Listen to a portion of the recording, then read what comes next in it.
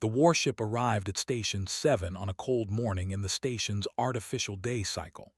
The massive vessel hung in the darkness of space like a predator waiting to strike. Its hull was covered in weapon ports and sensor arrays that made it look like something out of a nightmare. The humans who saw it through the observation windows felt a chill run down their spines. This was no friendly visit.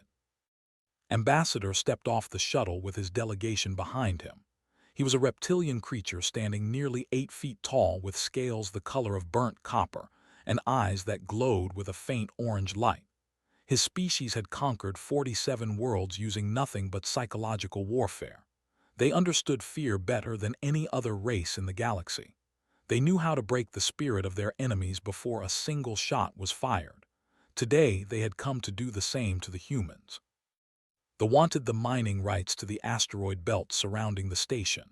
The rocks floating in the darkness contained rare minerals worth more than entire planetary economies.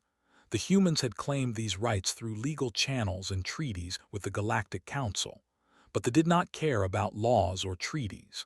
They cared about power, and they believed that once the humans understood what they were dealing with, they would hand over everything without a fight. Walked through the corridors of the station with his officers close behind. Commander Os was his tactical advisor. He was slightly shorter than the ambassador but no less intimidating. His scales were darker, almost black, and his claws had been sharpened to points that could cut through metal. Behind them walked 4 soldiers in full battle armor. Their presence was meant to remind everyone that this was not truly a negotiation. It was a surrender waiting to happen. They reached the diplomatic suite, and the doors slid open to reveal a large room with a circular table in the center. Holographic displays lined the walls and comfortable chairs had been arranged for both species. But the human ambassador was nowhere to be seen. Instead, there was only a small figure sitting at the table with a tablet device in her hands. The figure was a human child. She looked to be about 9 years old with brown hair tied back in a simple ponytail and curious green eyes that looked up at the aliens without any sign of fear. She wore a simple blue dress, and her feet swung slightly above the floor because the chair was too big for her. Stopped in the doorway and stared at this unexpected sight. His officers exchanged confused glances behind him. "Where is Ambassador?" the leader demanded. His voice was deep and rough like stones grinding together. The little girl looked up from her tablet and smiled politely. "My dad had to go fix something in the lower decks. He said there was an emergency with the water recyclers. He told me to wait here and he would be back soon." "Your father is the human ambassador." "Yes, my name is Emma." Emma felt a slow smile spread across his face. This was an unexpected gift. The human ambassador had left his own offspring unprotected in a room full of warriors. What kind of fool would do such a thing? But it did not matter. Saw an opportunity here. If he could terrify this child, she would run crying to her father. The ambassador would see that his own family was not safe from intimidation. It would make the negotiations much easier. He walked into the room and settled his massive body into one of the chairs. The furniture groaned under his weight but held firm. His officers followed and arranged themselves around the table. The 4 soldiers took positions by the door, blocking any exit. "Little creature," said, leaning forward so his shadow fell over Emma, "do you know who we are?" Emma nodded. "You are my dad told me about your people. He said you are very good at fighting wars." "Good at fighting wars?" Let out a harsh laugh. "We are the greatest warriors in the galaxy. We have destroyed entire civilizations. We have made proud empires kneel before us and beg for mercy." "That sounds scary," Emma said, but her voice did not sound scared at all. She sounded like she was talking about the weather or what she had eaten for breakfast. Frowned. This was not the reaction he expected.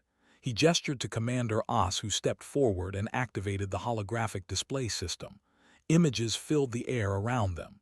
Burning cities stretched across ruined landscapes. Ships exploded in the darkness of space. Armies fled in terror from advancing forces. The images were horrifying and brutal, and designed to break the spirit of anyone who saw them. "This is the," Os announced in a proud voice. "They resisted us for 6 rotations. 6 rotations of war and death and destruction.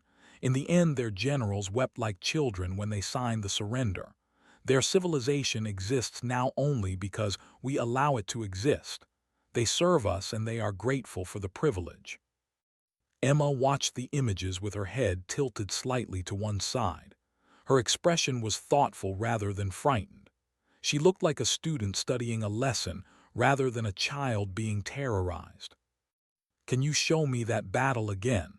she asked, pointing at one of the holographic displays. "The big one where your soldiers crossed the ridge." Os was surprised by the request, but the hologram shifted to show a tactical map of the battle in question. Heavy assault units were marked in red. The defensive positions were marked in blue. Terrain features were rendered in precise detail, showing the ridge that Emma had mentioned. "This was the final assault," Os explained. "Our heavy units broke through their lines and crushed their command center. It was a glorious victory." Emma studied the map for a long moment. Her eyes moved across the terrain features and unit positions with surprising focus for someone her age. Then she looked up at Os with an innocent expression. "Why did you put your heavy units on the left side? The ground there looks bumpy and hard to walk on." The question hung in the air like an unexpected blow. Os blinked his orange eyes and looked at the map again. The terrain on the left flank was indeed uneven. It had slowed their advance and cost them casualties, but no one had ever questioned the decision before. It was considered a brilliant tactical maneuver. "The defensive line was positioned to protect their eastern approach," Os said carefully. "We struck from the direction they least expected." "But you lost a lot of soldiers crossing that bumpy ground," Emma said. She was not accusing or challenging. She was simply stating what she saw. "There is a valley on the other side. The ground there looks flat and smooth. Your heavy soldiers could have moved faster through there." Felt something cold settle in his stomach. This was not going the way he had planned. The child was supposed to be crying and begging for mercy by now. Instead, she was calmly discussing military tactics with his best tactical officer. "You know nothing of war," growled, trying to regain control of the situation. "You are just a child." Emma looked at him with those calm green eyes. "My dad has a lot of books about wars. I like to read them sometimes.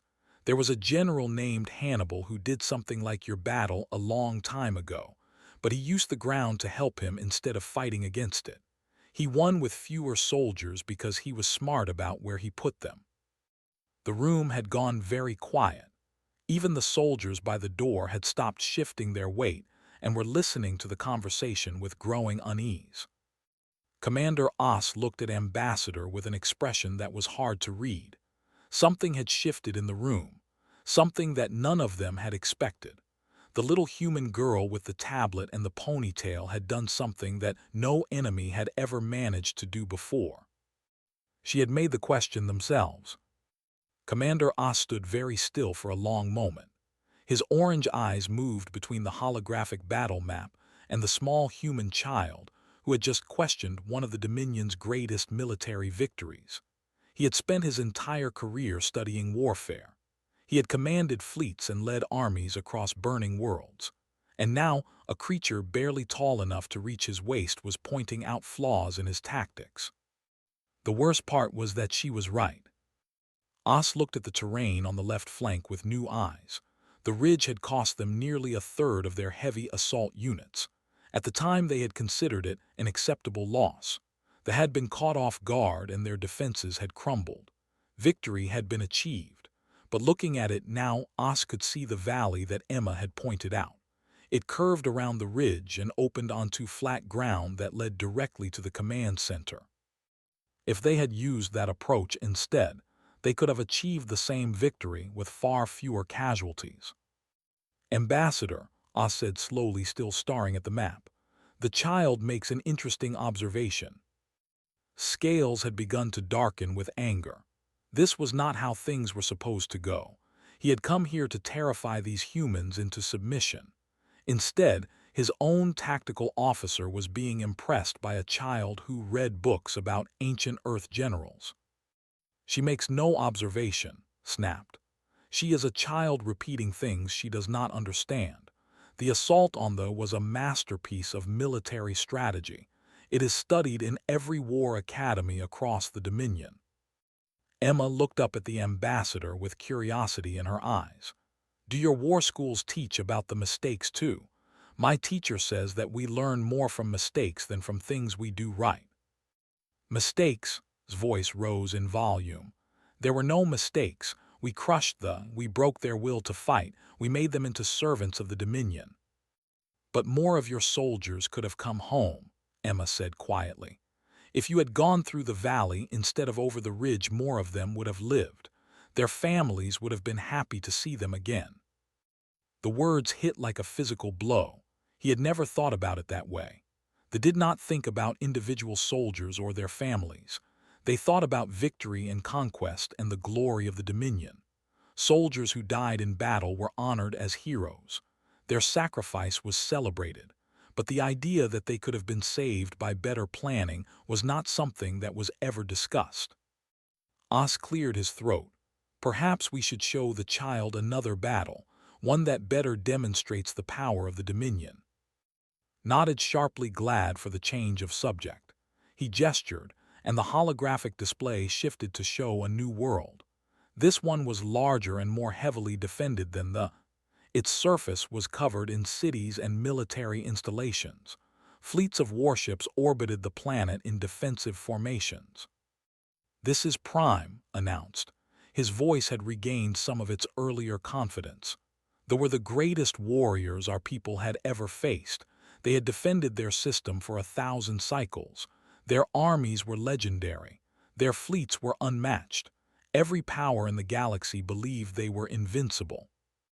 Emma leaned forward to study the display with interest. What happened to them? We crushed them, said with satisfaction. It took 40 days, but we broke their defenses and brought them to their knees. The Confederation is now a vassal state of the Dominion. They pay tribute to us every cycle, and their warriors serve in our armies. The holographic display showed the progression of the battle. Fleets surrounded the system and cut off all supply routes. Ground forces landed on outer colonies and secured resource points. They was slowly strangled as food and fuel stopped arriving. After 40 days of siege, the leaders surrendered rather than watch their people starve. You used hunger, Emma said after watching the replay. You did not fight them directly. You just stopped their food from coming. Yes, replied, showing his teeth in a cruel smile. And they died in millions. Men and women and children all starving in the streets while their leaders begged for mercy. That is the true power of the Dominion. We do not need to fight every battle. Sometimes we simply wait and let our enemies destroy themselves. Emma was quiet for a moment. Her expression had become sad and thoughtful. That is very sad. All those people dying because they were hungry. Children too. War is not meant to be pleasant, said coldly. It is meant to be won. I know, Emma said, but it also took you 40 days when it should have taken 10. The room went silent again. Felt his scales darken once more as anger and confusion warred inside him. What do you mean it should have taken 10 days? The siege is considered one of the most efficient campaigns in Dominion history. Emma picked up her tablet and began drawing something on the screen. Her small fingers moved quickly, tracing lines and shapes. When she was done, she turned the tablet to face the officers. On the screen was a simple diagram showing the system. That was in the center. 3 smaller worlds were positioned around it, connected by arrows showing supply routes. These other planets sent food and weapons to the big one, right? Emma asked. Os nodded. Yes, they had 3 colony worlds that supplied there with resources. But you attacked the big planet first. You put all your ships around it and waited for the people to get hungry. Emma traced her finger along the supply routes on her diagram. What if you had taken these smaller planets first instead? They probably were not as strong as the big one. And once you had them, the big planet would not have any food coming at all. They would have surrendered faster. Oz felt his blood run cold as he studied the child's simple diagram. She had just described a strategy that would have reduced the campaign from 40 days to perhaps a week. The colony worlds had been lightly defended compared to Prime. Taking them first would have been easier than maintaining a siege against the heavily armed. The Dominion does not shy away from direct confrontation, said, but his voice had lost some of its certainty. We strike at the heart of our enemies. We do not waste time on lesser targets. But the lesser targets were feeding the heart, Emma said gently. If you stop the food at the source, you do not have to wait for the heart to get hungry. It just stops on its own. She paused and looked down at her tablet again. There was a war on Earth a long time ago, in the Pacific Ocean. There were lots of islands and some of them were very hard to attack. The generals decided not to attack every island. They just took the easy ones and left the hard ones alone. The hard ones could not do anything because they were stuck with no supplies. My Uncle Pete told me about it. He served on a ship. Commander Oss made a strange sound. It took Emma a moment to realize he was laughing. It was not a mocking laugh or an angry laugh. It was the laugh of someone who had just seen something unexpected and remarkable. Ambassador, Oss said, turning to. This small human has just identified a flaw in the Third Fleet's most celebrated victory, a flaw that none of our tactical analysts have ever noticed. Stared at Emma with an expression that was impossible to read. His scales had stopped darkening and now seemed almost pale. Something was happening here that he did not understand. This child was not crying or begging or showing any fear at all. Instead, she was calmly taking apart the greatest achievements of the Dominion with nothing but simple questions and drawings on a tablet. He had come here to break the spirit of a human ambassador by terrifying his daughter.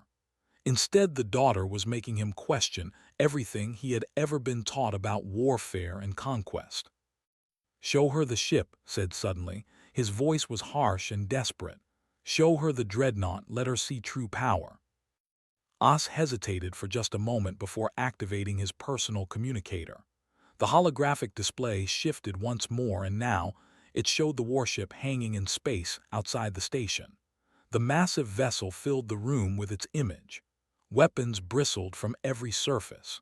Its armor was thick enough to withstand orbital bombardment. It was the most powerful warship in the sector, and it was here to remind the humans of their place in the galaxy. Emma looked at the ship for a long time. Then she asked a question that would change everything.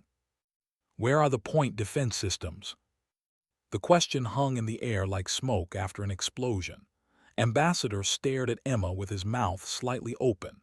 He had expected the sight of the massive dreadnought to finally break through her calm exterior. He had expected fear and tears, and the satisfying knowledge that the humans understood their place. Instead, she had asked about point defense systems. What did you say? Demanded.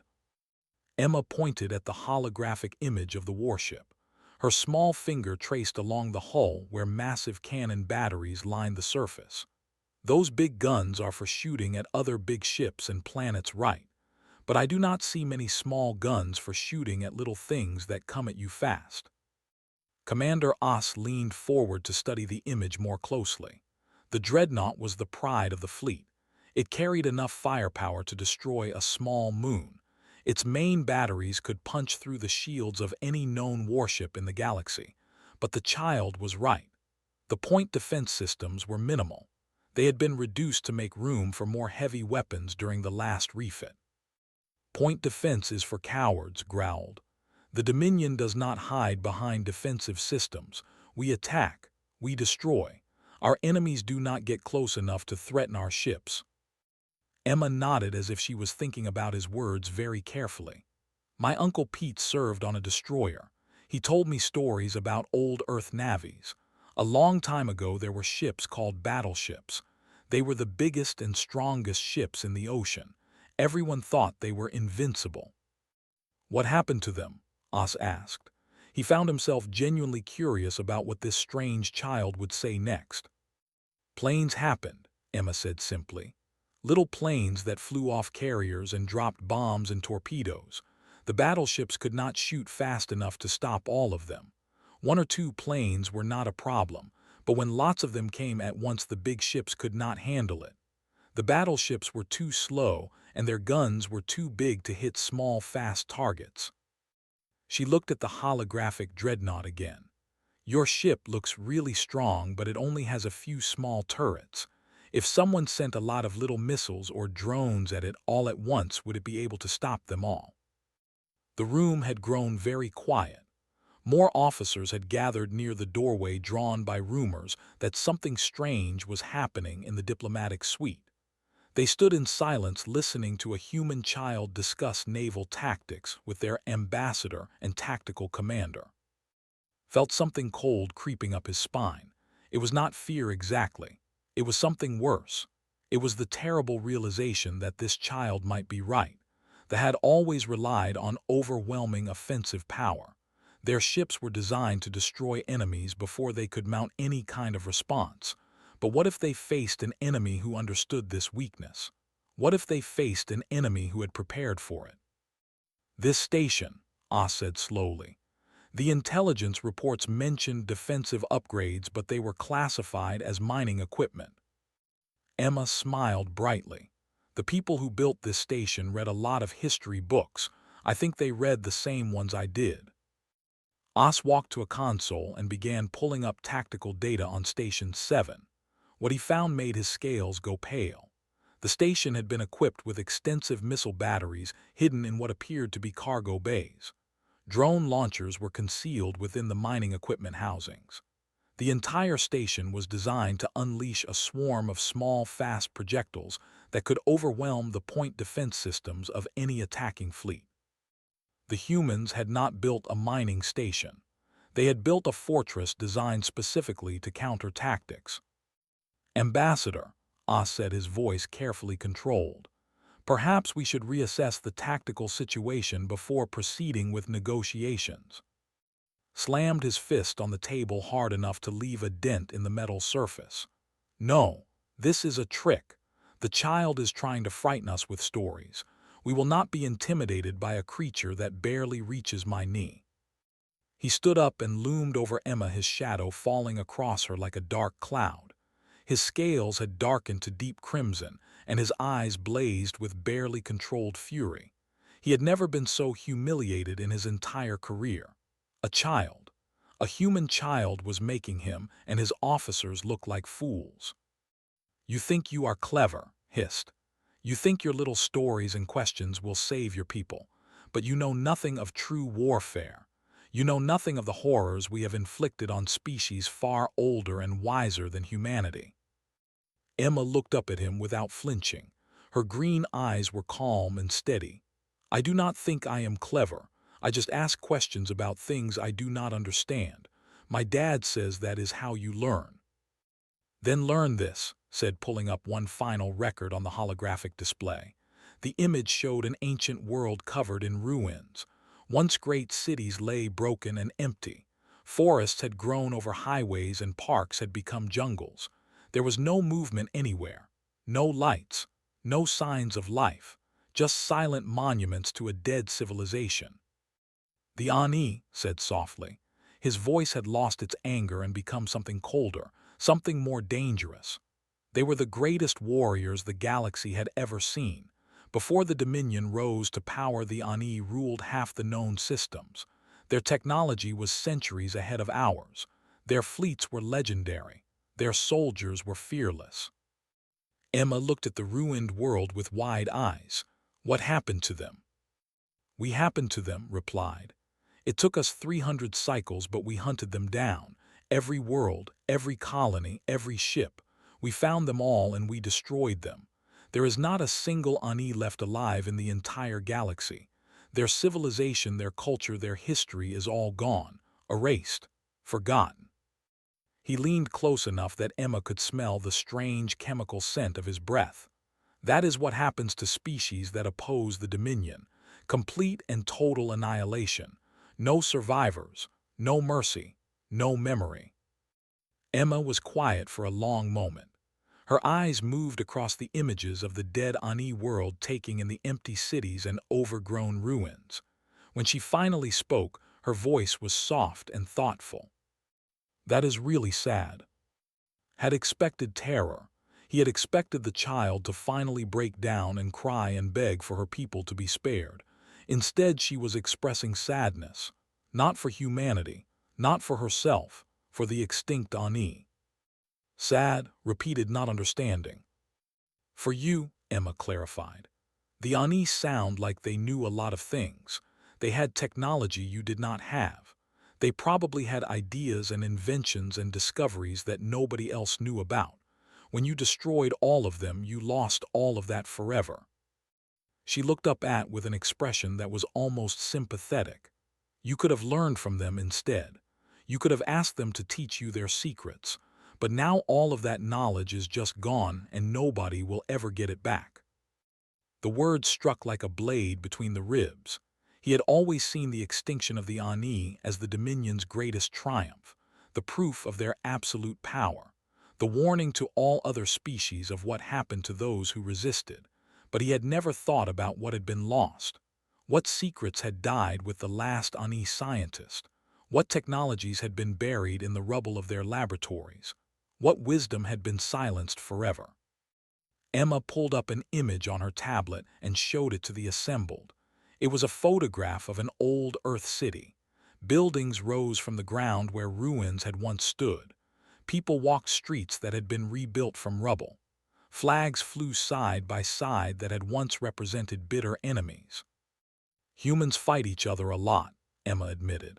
"We have had many wars, really bad ones, but we usually try to keep our enemies around after.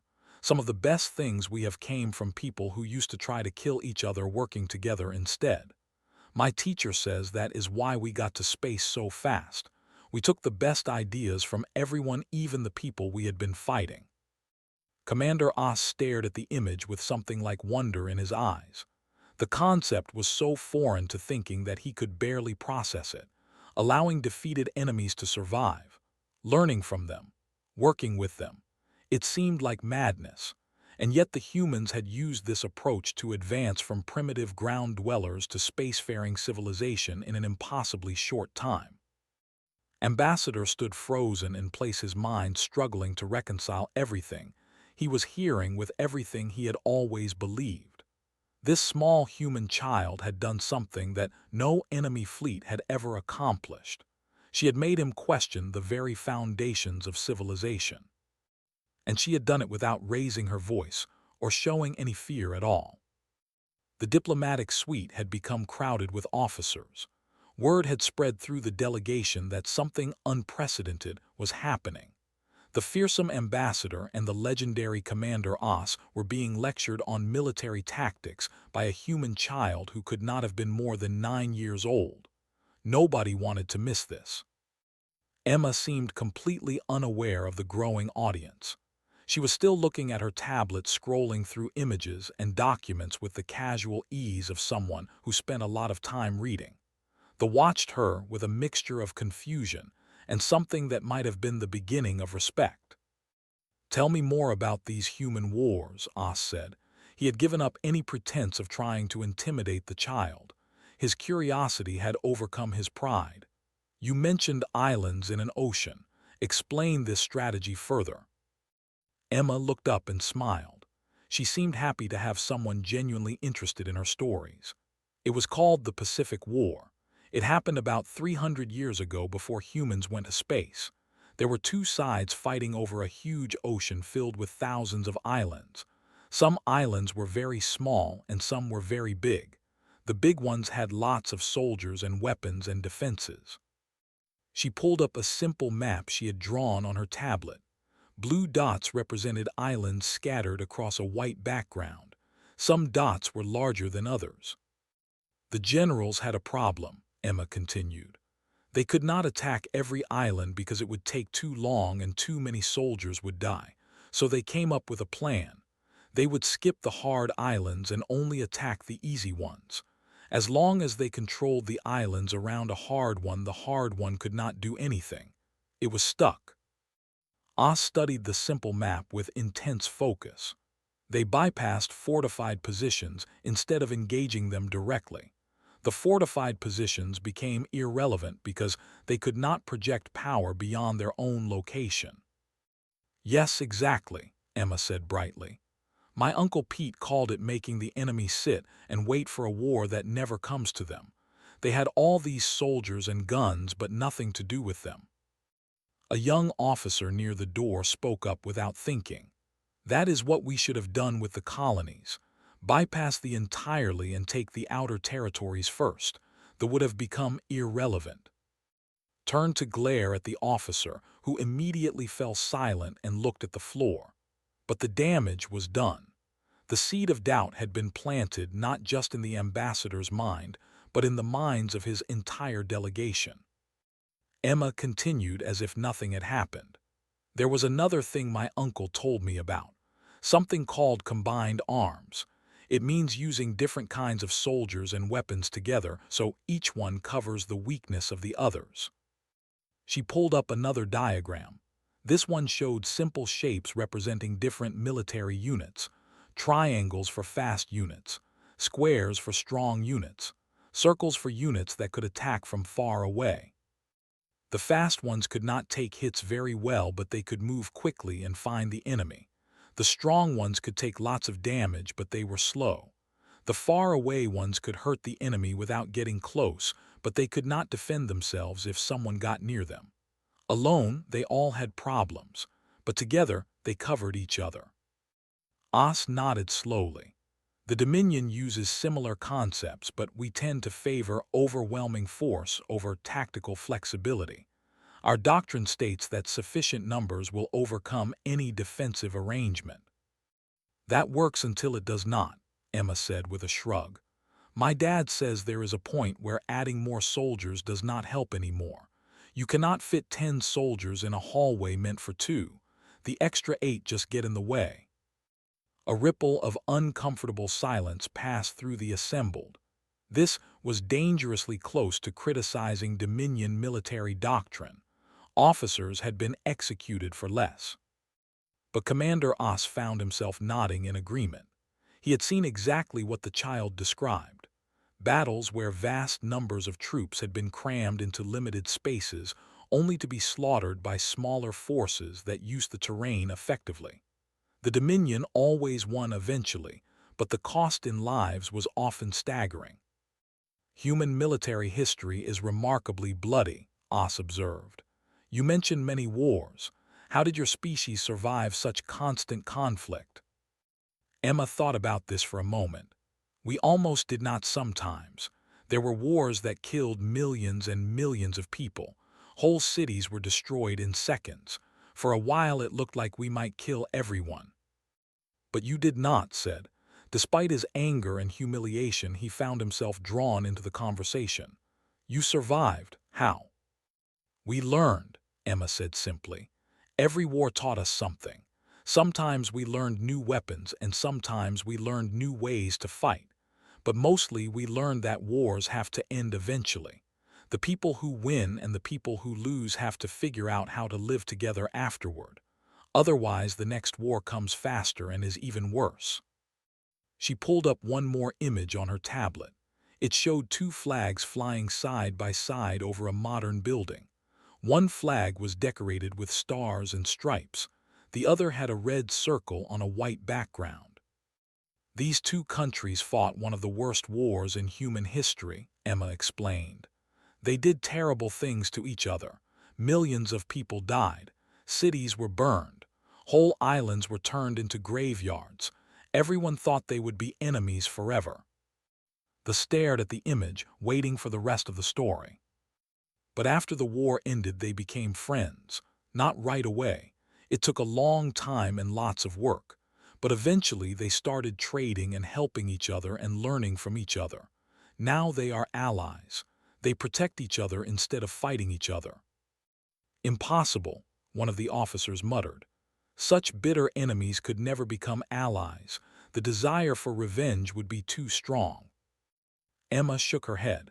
Revenge makes you feel good for a little while, but it does not fix anything. The people who died are still dead. The cities that were destroyed are still gone. All revenge does is create more people who want revenge against you. My teacher calls it a cycle of violence. The only way to stop it is to choose something different.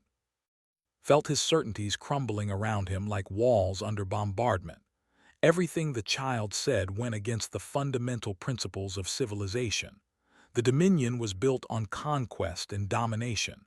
Enemies were crushed and subjugated. Mercy was weakness. Cooperation with lesser species was unthinkable. And yet this child and her people had achieved something remarkable. They had taken the bitter hatred of devastating wars and transformed it into partnership. They had turned enemies into allies. They had broken the cycle that consumed so many other civilizations. "How old is your species?" Oz asked suddenly. "How long have humans been traveling between stars?" "About 100 years, Emma replied. "We figured out faster than light travel when my grandmother was young." 100 years. There had been a spacefaring civilization for over 10,000 years. They had conquered 47 worlds and subjugated dozens of species. And yet this child who came from a species that had barely left their home system was teaching them lessons about warfare and civilization that they had never considered. Looked at Emma with new eyes. He no longer saw a small creature to be frightened and dominated. He saw something far more unsettling. He saw potential. The humans had risen from primitive ground dwellers to spacefaring explorers in an impossibly short time. They had learned and adapted and grown at a rate that should have been impossible. This child was 9 years old, and she was already analyzing military campaigns with the skill of a trained strategist. What would she be capable of in 10 years? In 20? What were the adult humans already capable of? For the first time in his long career, Ambassador felt something he had never experienced before when dealing with another species. He felt caution. The door to the diplomatic suite slid open, and Jack rushed in with an apologetic expression on his face. His hair was slightly messy, and there were grease stains on the sleeves of his formal jacket. The water recycler emergency had taken longer to resolve than expected, and he had run the entire way from the lower decks. He froze in the doorway when he saw what was waiting for him. The room was filled with officers. His daughter was sitting at the table surrounded by aliens that could have torn her apart without effort, and everyone was staring at him with expressions he could not quite read. "Emma," he said carefully, trying to keep his voice calm, "what is going on here?" Before she could answer, Commander Oz stepped forward. The massive reptilian officer moved with a grace that seemed impossible for someone his size. His posture had changed completely from the aggressive stance he had entered with.